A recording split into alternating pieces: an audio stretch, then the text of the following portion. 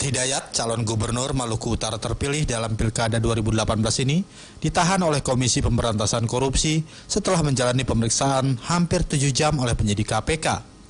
Cagup yang diusung Partai Golkar ini keluar dari ruang pemeriksaan sudah memakai seragam berwarna oranye khas tahanan KPK. Meski ditahan KPK, Ahmad Hidayat yakin akan dilantik sebagai gubernur Maluku Utara yang berpasangan dengan Ahmad Rifai setelah hitung cepat Pilkada Maluku Utara dengan perolehan suara di atas 30%. Ahmad memohon doa masyarakat Maluku Utara atas proses hukum yang telah menjeratnya. Politisi Partai Golkar ini juga meminta masyarakat bersabar terkait kepastian hukum dirinya dalam kasus dugaan korupsi proyek pengadaan lahan Bandara Bobong tersebut. Kita sudah menang Pilkada dan ini nilai tukarnya. Dan sabar saja masyarakat Maluku Utara, insya Allah ada Allah Subhanahu Wa Taala. Pak, dengan posisi Bapak yang sekarang Pak, Bapak kan menang ini Pak. Ya. Posisi Bapak itu Pak, seperti apa Pak? Gimana? Untuk kasus yang Bandara Bobong itu gimana sebenarnya Pak? Nanti saya jelaskan. Nanti biar PH yang menjelaskan. Sementara kuasa hukum tersangka Wode Nur Zainab menuding jika KPK melakukan kriminalisasi karena kasus ini telah lama bergulir dan pengujian pada pra-peradilan telah dimenangkannya. Selain itu, hasil audit BPK menilai tidak ada kerugian negara karena pengadaan lahan itu sesuai prosedur. Berbicara mengenai substansi perkara ini, menurut kami ya, ini sudah KPK sudah terlalu jauh bisa dikatakan semacam kriminalisasi karena sesungguhnya perkara ini sudah selesai sejak lama. Pertama, mengenai pengadaan tanah ini jelas sudah pernah diuji di dalam pengadilan pra-peradilan dan dimenangkan oleh klien kami di Pengadilan Negeri Maluku Utara. Ahmad Hidayat ditahan untuk 20 hari ke depan di Rutan Kelas 1 Jakarta Timur, cabang KPK Merah Putih. Selain Ahmad Hidayat, penyidik KPK juga menahan Bupati Banggai Kepulauan, Zainal Musi, adik kandung Ahmad yang juga tersangka dalam kasus yang sama di Rutan Pomdam Jaya, Guntur, Jakarta Selatan untuk 20 hari ke depan. Deddy Musoni, Jak TV. Ya, dan pemirsa, kami akan melanjutkan pembincangan bersama Pak Akmal dan juga Bang Emerson. Pak Akmal, tadi sebelum jeda kita sempat membahas bahwa walaupun sudah terdakwa dan juga bahkan terpidana bisa tetap dilantik. Namun langkah selanjutnya apa yang akan diambil oleh Mendagri? Ya, artinya gini, saya katakan di pasal 163, 164 itu, 63 mengatur provinsi, gubernur, 64 mengatur bupati wali kota. Ya, itu ada di pasal di ayat 6, 7, 8. Ayat 6 untuk tersangka, ayat 7 untuk terdakwa, dan untuk yang ayat 8 untuk terpidana. Ketiga-tiganya dilantik. Cuma beda kalau tersangka, dia dilantik, tetap dia menjadi kepala daerah. Baik. Nah, itu yang Mas Emerson tadi katakan, kok nggak fair ya orang tersangka gitu. Kemudian yang kedua, terdakwa itu, dia terdakwa, kita lantik dan diberhentikan sementara ya, sampai baik. Nanti lalu wakilnya naik. Kemudian yang ketiga tadi saya katakan ayat 8 dilantik dan diberhentikan, wakilnya langsung menjadi pelaksana tugas. Jadi kalau memang sudah inkrah langsung begitu. Betul. Ya? Apa Mas Martin tanya, apa nggak bisa diganti langsung? Saya katakan nggak bisa, ada mekanismenya.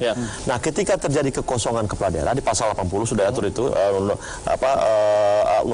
Undang-Undang 32, Undang 23 sorry. Ya, 78 kepala daerah itu diberhentikan ada 3 hal. Pertama, dipanggil oleh Tuhannya. Dipanggil oleh Tuhan ya, baik. Kedua, mengundurkan diri. Yang ketiga, diberhentikan. Diberhentikan karena apa? Karena kasus hukum tadi. Nah, untuk kasus ini selanjutnya kita berangkat ke pasal 80. Dikatakan ketika terjadi hal seperti itu, DPRD mengusulkan wakilnya menjadi kepala daerah. Jadi regulasi memang cukup panjang begitu Pak? Ya, ada prosesnya. Mekanismenya tidak bisa langsung seperti itu. Apakah akan pilkada lagi? Nggak bisa. Baik. Ada wakilnya, gitu loh. Itu kenapa di dalam Undang-Undang 23 itu kita dorong wakilnya. Kenapa ada wakil? Biar jangan kos politik terlalu tinggi. Kalau pilkada lagi kan kos politiknya tinggi. Jadi wakilnya langsung kita dorong. Nah, ketika wakilnya sudah menjadi kepala daerah, ya kan, selanjutnya DPRD kita berikan ruang untuk memilih wakil. Baik, jadi memang sudah ada tahapan. Sudah ada mekanisme beda tuh di pasal 18. Walaupun itu agak panjang ya. Cukup panjang waktu begitu ya. Nah, Pak Emerson, ini kan ibaratnya bisa dikatakan ada 2 calon kepala daerah yang memang secara quick count sudah menang begitu.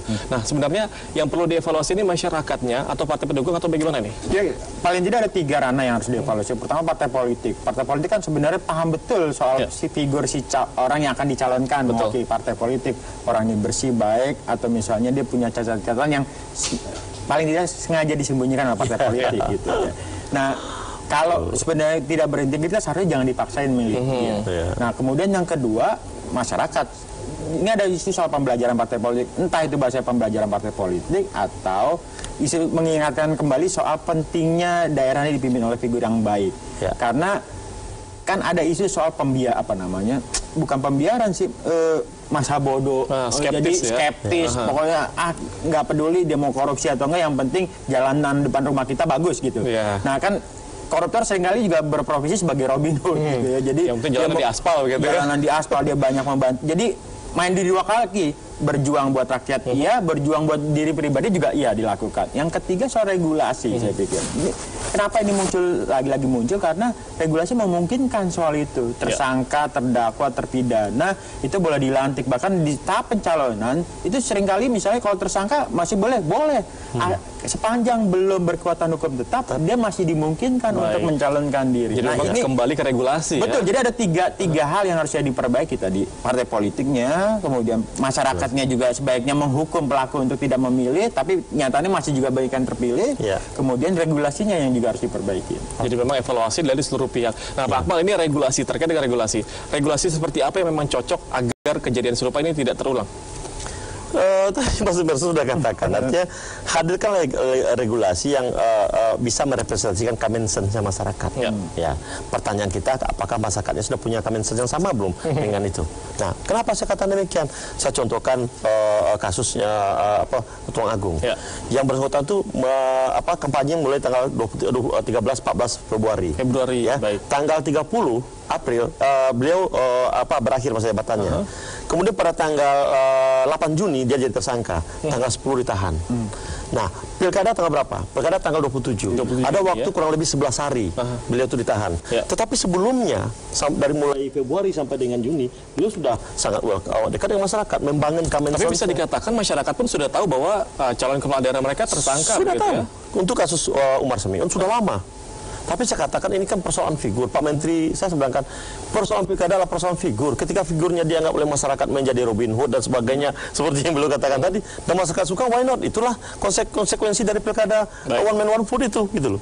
Ya, bahkan di masyarakat sendiri juga suka bilang begini. Ini yang mungkin agak sedikit agak negatif. Dikatakan bahwa, wah ini kan permainan politik, kotor, jadi sengaja untuk menetapkan sebagai tersangka. Jadi justru bukan fase-fase positif, tetapkan sebagai tersangka jangan dipilih. Tapi justru memaksakan dia memilih dia karena wah ini pasti korban politik nih, seperti itu. Baik. Pak Akmal, mungkin closing statement dari Anda terkait dengan polemik dari calon kepala daerah yang memang tersangka korupsi ini. Begini, saya katakan dari 3 aspek tadi, aspek demokrasi, aspek penegakan hukum atau pro justisia dan proses administrasi. Karena kita demokrasi masih berproses, ketiganya harus jalan secara paralel. Demokrasi kita bangun, penegakan hukum pun harus kita dorong, tetapi kami secara administratif, kami diperintahkan oleh undang-undang untuk melaksanakan itu, kami akan lakukan. Baik, jadi memang harus evaluasi dari seluruh pihak. Terima kasih banyak Pak Akmal dan Bang Emerson, terima kasih. Dan pemirsa, demikian dialog bersama rekan-rekan ataupun narasumber yang memang telah hadir di Studio JAK TV. Dan kita kembalikan ke rekan Ayu dan juga Wahyudi di Studio 1. Terima kasih Reva, menarik sekali ya perbincangannya. Dan informasi selanjutnya pemirsa, tersangka spesialis pencurian kendaraan bermotor ditangkap. Informasi selengkapnya akan hadir usai jeda.